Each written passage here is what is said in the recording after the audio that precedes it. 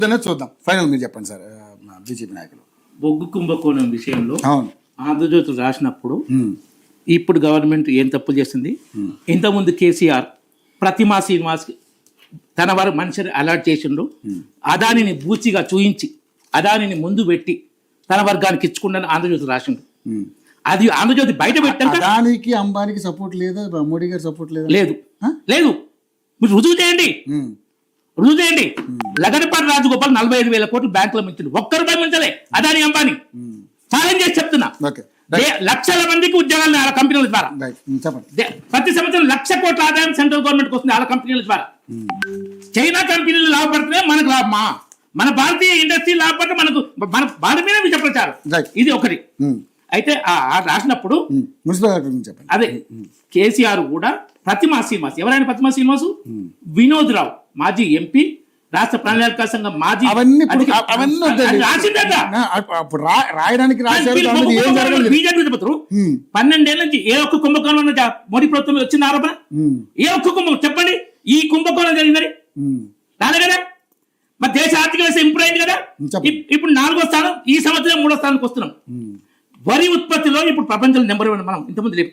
వరి ఉత్పత్తిలో రక్షణ రంగంలో మనం ఎక్స్పోర్ట్ చేస్తున్నాం. కరోనా వచ్చినప్పుడు దేశ ప్రజలందరికీ ఫ్రీగా ఇచ్చిన వ్యాక్సిన్, ఫ్రీగా ఇచ్చి 100 దేశాలు, 50 దేశాలు, పేద దేశాలకు ఉచితంగా 50 దేశాలకు అవన్నీ తెలుసు దేశాలు సాధించగా. అయితే అప్పుడున్నటువంటి విపత్కర పరిస్థితుల్లో రెస్పాండ్ అవ్వాలి, ఎందుకంటే సెంట్రల్ గవర్నమెంట్ మీరే ఉన్నారు. దాన్ని కూడా మీరు మిగతా అమెరికా ఫెయిల్యూర్ సార్, పక్క ఫెయిల్యూర్. అన్ని ఇన్ఫ్రాస్ట్రక్చర్ ఉండి డబ్బులున్న దేశాలు ఫెయిల్యూర్ అని. మనం పేద దేశం, జనసాంద్రత ఎక్కువ ఉన్న దేశం, అంటే ఇది మన విద్యార్థికులు లేని తక్కువ ఉన్న చోట అయినా మనం సక్సెస్ ప్రజలు నమ్మకం ఉంది, అద్భుతంగా జరిగింది. నేను ఇంతమంది చెప్పాను, 9 లక్షల కోట్లు కిషన్ రెడ్డి గారు తెలంగాణలో ఖర్చు పెట్టింది. అన్ని విభాగాల్లో 9 ఏళ్లలో వచ్చినాయి 3,60,000 కోట్లు. తెలంగాణ నుంచి అప్పుడు వచ్చి 9 ఏళ్లలో ఖర్చు పెట్టింది 9 లక్షల కోట్లు వచ్చిన ఆదాయం. ఎందుకంటే మనం కొంచెం ఇన్ఫ్రాస్ట్రక్చర్ డెవలప్మెంట్ కోసం అప్పులు చేసి చేస్తున్నాం. ఇన్ఫ్రాస్ట్రక్చర్ ఉంటేనే ఇన్వెస్ట్మెంట్లు వస్తాయి, ఇన్వెస్ట్మెంట్లు వస్తేనే ఉద్యోగాలు వస్తాయి, డెవలప్మెంట్ జరుగుతుంది. దానికోసం చేస్తున్నాం. అందులో తెలంగాణ కూడా అంటే 2 కోట్ల ఉద్యోగాలు ఇచ్చేస్తారు మీరు. స్టేట్మెంట్ ఒక వీడియో చూపించండి, 2 కోట్ల ఉద్యోగాలు ఇస్తామని ఒక వీడియో చూపించండి. ఎందుకంటే గోపల్స్ ప్రచారంతో మీరంతా కూడా నమ్ముతున్నారు. ఒక్క వీడియో చూపించండి. మాట్లాడినవి కాదు, మాట్లాడుకునే గురించి మేము అడుగుతాం. కాదు, మోడీ గారు అన్నట్టు ఒక్క వీడియో చూపించండి. చూపించండి. మోడీ గారు అంటే మరి చాలా మాట్లాడాలి.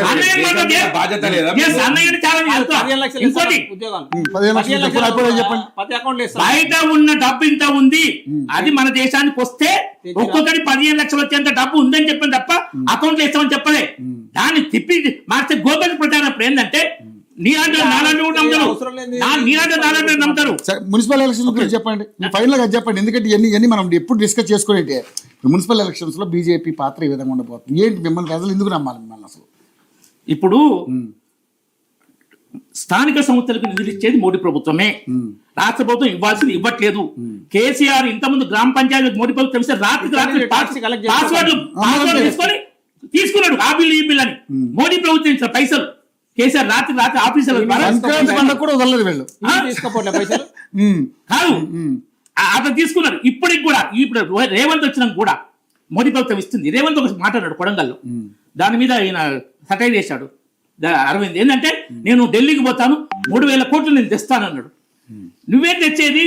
15వ ఆర్థిక సంఘం ప్రకారం ప్రతి వ్యక్తికి సంవత్సరానికి 814 రూపాయలు ఇవ్వాలని సిఫారసు ఉంది. దాని ప్రకారం మోడీ ప్రభుత్వం, కేంద్ర ప్రభుత్వం డైరెక్ట్ స్థానిక సంస్థల అకౌంట్ లో వేస్తుంది అని చెప్తే దీని ఏంటంటే నువ్వు పోయి క్యాష్ పట్టుకొస్తావా? నువ్వు వెళ్తున్నావు 3,000 కోట్లు అంటే ఎన్ని సంవత్సరాలు నువ్వు మోస్తావా? ఈడికే 3,000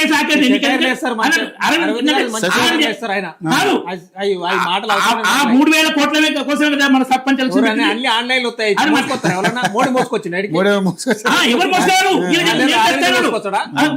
మా ఎంపీలు ఎవరు మేము మోసుకొస్తామని మేము తెస్తామని.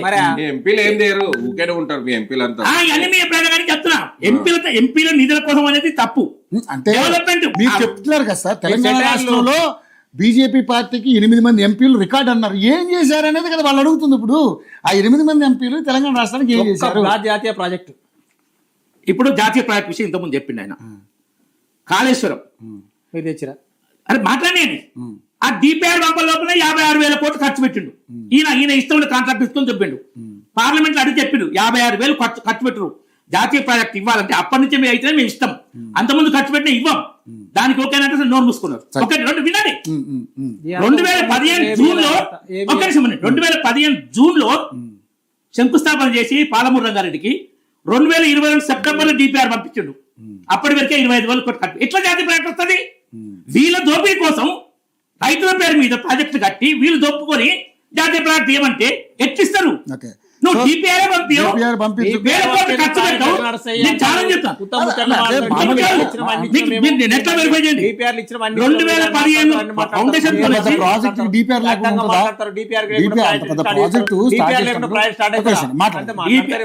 ఇప్పుడు మేము చూపించమని చూపిస్తా. 2015లో ఇప్పుడు పాలమూరు రంగారెడ్డి వికీపీడియా కొట్టి వస్తుంది. చూపించండి అంతలాలకి మాట్లాడండి. తప్పులు బయటపడతాయి. చూపిస్తాను కానీ చూపిస్తారు. డిపిఆర్ గవర్నమెంట్ పంపించలేదు, సిడబ్ల్యూసీ పంపించాలి, డిపిఆర్ పంపించాలి. చూసా అని తర్వాత ఏంటంటే ఈ స్థానిక సంస్థలకు వీళ్ళు ఏమైనా ఫ్రీగా పని చేసుకొని ఇచ్చినా. ఇంకోటి అమృత్ పథకం ఉంది కేంద్ర ప్రభుత్వం, స్మార్ట్ సిటీ డెవలప్మెంట్ పథకం ఉంది. గోల్మాల్ అయినాయి. సృజన్ రెడ్డి గారు అమృత్ పథకం కింద ఎంత పెద్ద ఇష్యూ అయిందో తెలిసిందే కదా. కోట్లు ఆ కేంద్రం ఇచ్చిన దాంట్లో రాష్ట్ర ప్రభుత్వం చేస్తే దాని మీద మీరు పోరాటం చేస్తాం కానీ కాదు. బీసీ రిజర్వేషన్ విషయంలోనే ఏం చేస్తలేదు మీరు? ఏం చేస్తారు? ఒక పాయింట్ దాని మీద ఆన్సర్ చెప్పనియాలి. 10% ముస్లింలు ఎందుకు పెట్టారా? మతపరమైన రిజర్వేషన్ రాజ్యాంగ వ్యతిరేకం. ఆ 10% తీసేయండి, నేను చేయిస్తాను, 10% చేయనడు.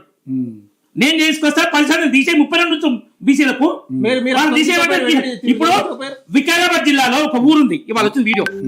ఒక ఊర్లో కాంగ్రెస్ నుంచి ఒక ఆయన సర్పంచ్ గెలిచాడు. గణేశుడు టెంపుల్ ఊరగొట్టి గ్రామ పంచాయతీ కడుతున్నాడు. పెద్ద లొల్లి. ఇప్పుడు ఒక్క ముస్లిం గెలిస్తే మీకు వీడియో చూస్తా. గణేశుడు టెంపుల్ కూలగొట్టి గ్రామ పంచాయతీ కడతాట. కాంగ్రెస్ నుంచి గెలిచా ఒక సర్పంచ్ పని. 10% రిజర్వేషన్ 10% రిజర్వేషన్ కనుక ఇచ్చుంటే మాట్లాడండి. 1800 సర్పంచ్ రైతులు ముస్లింలు. హిందూ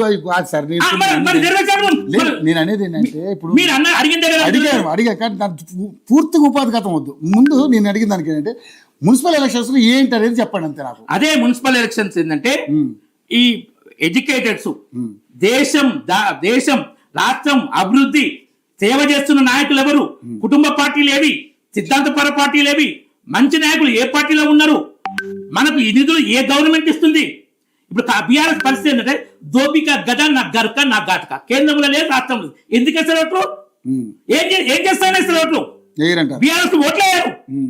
కొంచెం బుర్ర కేంద్రంలో లేరు, రాష్ట్రంలో లేరు. బీజేపీ కాంగ్రెస్ కి పోటీ. బీజేపీ కాంగ్రెస్ బీఆర్ఎస్ సంబంధం లేదంటారు. ఏం చేస్తుంది? ఏం సాధిస్తుందని? అధికారంలో ఉన్నప్పుడే ఏం చేయలేదు, అధికారంలో ఉన్నప్పుడే ఏం చేయలేదు. ఇప్పుడు ఏం చేస్తుందని దోపిక ఏం చేయలేదని అనుకున్నప్పుడు మరి మరి మన సర్పంచ్ ఎలక్షన్ రెండో ప్లేస్ లో ఆడే ఉన్నారు కదా. మీకు అసలు ఎక్కడ పార్టీ సార్ తప్పది. నేను ఇంతకుముందు చెప్పిన 150 అంతమంది ఉండే 500 చిల్లర వచ్చినాయి. 4 లక్షల గురించి కూడా మాట్లాడారు. 4 లక్షల పైగా పార్టీ గుర్తు లేదు. ఇంకా అది Maharashtra local party 29 municipal corporation లో 26 Mumbai municipal Mumbai municipal corporation లో 30 ఏళ్ల తర్వాత శివదేవం నుంచి మేము అర్థం చేస్తున్నాం. 40 ఏళ్ల తర్వాత మేము లెఫ్ట్ దిగి తిరువనంతపురం వచ్చినాం. ఢిల్లీ 20-30 ఏళ్ల తర్వాత మేము వచ్చిన అధికారం. ఎక్కడ అర్బన్ సెంటర్ ఉంటే అక్కడ బీజేపీ గెలుస్తుంది. మొత్తానికైతే ఈ మున్సిపల్ ఎన్నికలలో కాంగ్రెస్ కి బీఆర్ఎస్ కి బీజేపీకే పోటీ. కాంగ్రెస్ బీజేపీకే పోటీ లేదు. ఎందుకంటే మైనార్టీ ఓట్లు అప్పుడు బీఆర్ఎస్ దిక్కుండే, ఇప్పుడు కాంగ్రెస్ దిక్కు. అధికార పార్టీ ఎవరుంటే వాళ్ళతో పొత్తుంటారు ఎంఐఎం. మైనార్టీ ఓట్లు మొత్తం జనం ఎవరికి పట్టం కడతారు ఏంటో చూద్దాం. ఎందుకు మనకి డిస్కషన్ 100 జరుగుతుంటాయి.